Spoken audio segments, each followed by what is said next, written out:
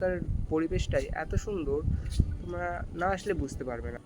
যে কোনো রকম মাছ তোমরা ইজিলি এখানে পেয়ে যেতে পারবে। এখন সানসেট হচ্ছে।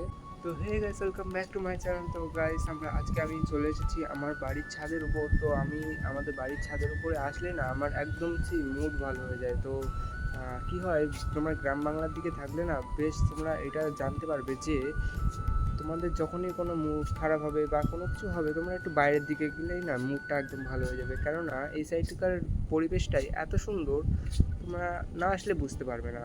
বা যারা গ্রাম বাংলায় থাকে তারাই একমাত্র এই জিনিসটা জানে। তো আমার বাড়ির সামনে একদম ফ্রন্ট সাইডে না পুরো একদমই জলকর, মানে যেখানে মাছ চাষ করে জলকর, অনেকে বলে ফিশারি, এক একজন এক এক নামে চেনে এই জায়গাটা।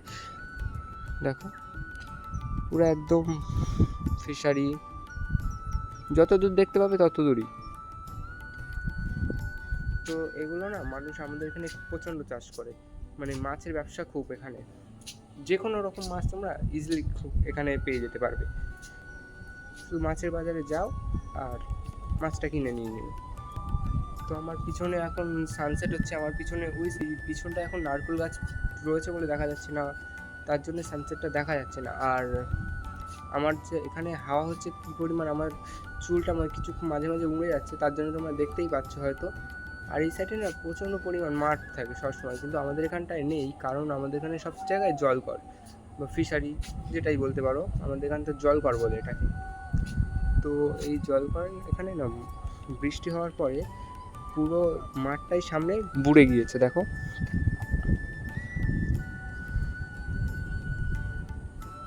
পুরো মাঠটাই না এখানে বুড়ে গিয়েছে বৃষ্টির পরে। এই দু একদিন আগে বৃষ্টি হয়েছে, তাই এখনও জল রয়েছে, প্রচণ্ড পরিমাণ বৃষ্টি হচ্ছে এই কিছুদিন, যেহেতু বর্ষাকাল। তো আমার এই ছোট্ট ব্লগটা তোমাদের কেমন লাগলো তোমরা অবশ্যই কিন্তু কমেন্ট করে জানাবেন, ঠিক আছে?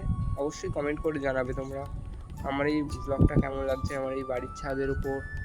তো এই সাইডকার মানে এখনকার আকাশটাও না খুব সুন্দর, তোমরা দেখলেই বুঝতে পারবে, আসলেই বুঝতে পারবে। সন্ধেবেলা বা সকালবেলা একা একা এই মানে এখানে বসে থাকার মজাটাই কিছু একটু আলাদা। তো আজকের জন্য এইটুকুই, দেখা হচ্ছে অন্য কোনো পরের ভিডিওতে।